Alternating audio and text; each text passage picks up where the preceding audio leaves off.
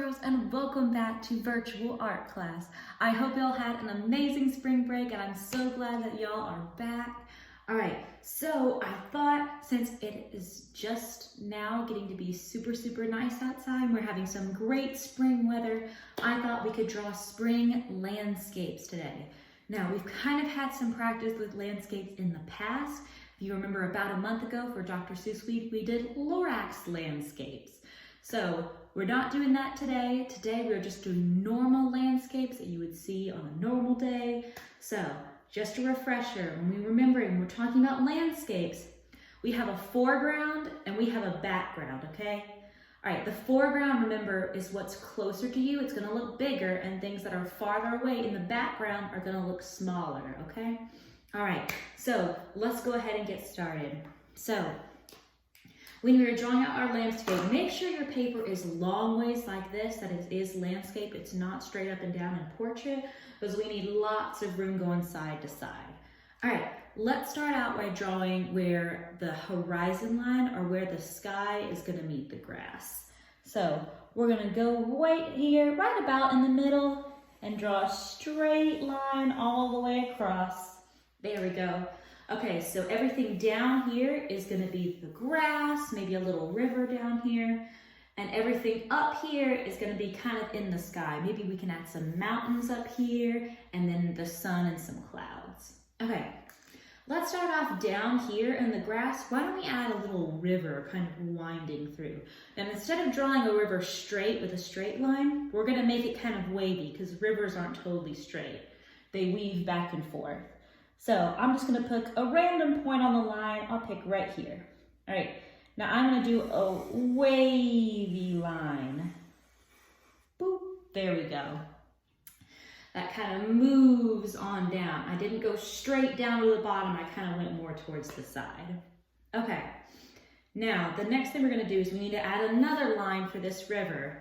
Now the river is gonna kind of come and get closer together as we move farther away, because you're not gonna see it as much. So what you're gonna do is we're gonna start up here. Maybe I'm gonna move just a little bit away from that point where we stopped. And I'm gonna kind of go in the same direction, but I'm gonna start making it bigger and move farther and farther away. So see, it looks bigger up here because it's closer to us, and as it moves away, it gets smaller. So this is gonna be our little river right here. All right, now let's take a break from this for a second. Let's go ahead and do some mountains in the background. So the mountains are gonna be far away. They're gonna be kind of more towards the sky. So we're gonna go way up here past this line, and I'm just gonna do a big curve, goes down. And maybe I can add another one that's gonna go a little bit behind it. Okay, so I've got two big mountains right here. Okay, we can even add a little sun in the sky while we're talking about the background.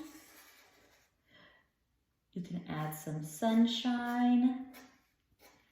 You can add birds, you can add clouds, anything that you would see in the sky. And maybe some of the clouds are hiding behind the mountains. Maybe you wouldn't see some of the clouds all the way. Okay, there we go. All right, so now we have our sky, we have mountains, a sun, clouds, we have a little river.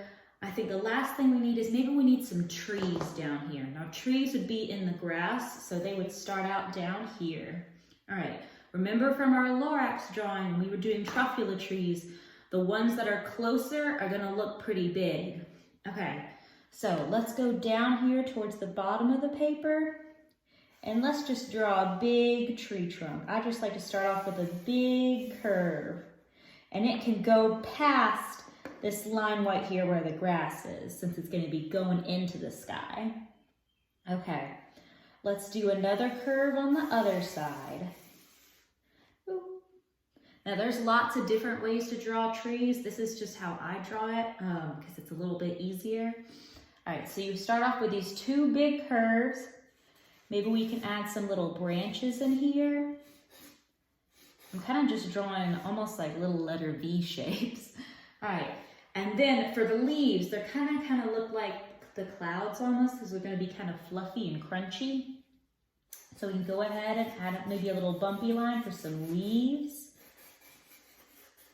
And you can add lots of leaves if you want to. They can take up a lot of space. There we go.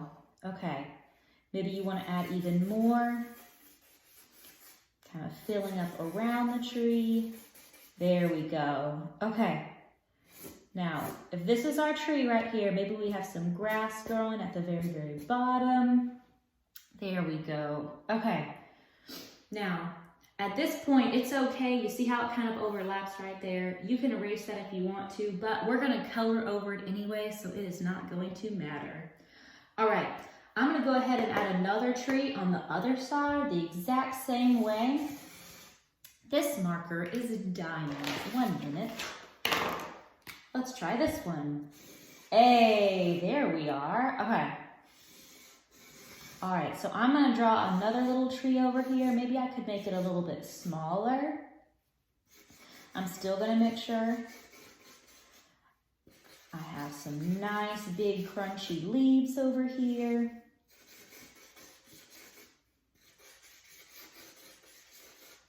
There we go. Okay. And maybe I'll add some little grass down here. There we go. Okay. That looks really different now that I'm using a marker that actually works. Okay, so once you get all that done, you can add anything extra to your landscape that you want to. Anything that you would find outdoors, outside, you can add. But I'm gonna stop right here. I'm gonna go over everything again with this darker one so you can see it just a little bit better. Give me 1 minute. All right. Oh, look at that. Now we're cooking. Okay, so I've gone over everything to make it a little bit darker. So now I'm going to color it. All right, I'm gonna let you have some free time here and just color it however you want to. You can do crazy colors if you want to, or you can stick with something a little bit more traditional. I think that's probably what I'll do. So I'll do my water blue, my grass green, and then I'm gonna color the whole thing and I will be back to show you the finished product. All right, I've officially finished coloring in my landscape and it looks so, so good. All right, you ready? Drum roll.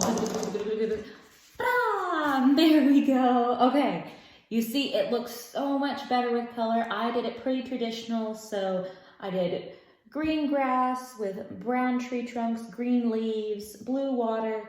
I colored the mountains just this nice gray color, which turned out to work pretty good. So the only thing that's really left white in my whole picture are the clouds. Everything else is totally colored in. Okay, after all that, then you are officially done. All right, there we go. All right, I hope you had fun doing our spring-inspired landscapes, and I'm so happy to have y'all back, and I will see you next time. Bye!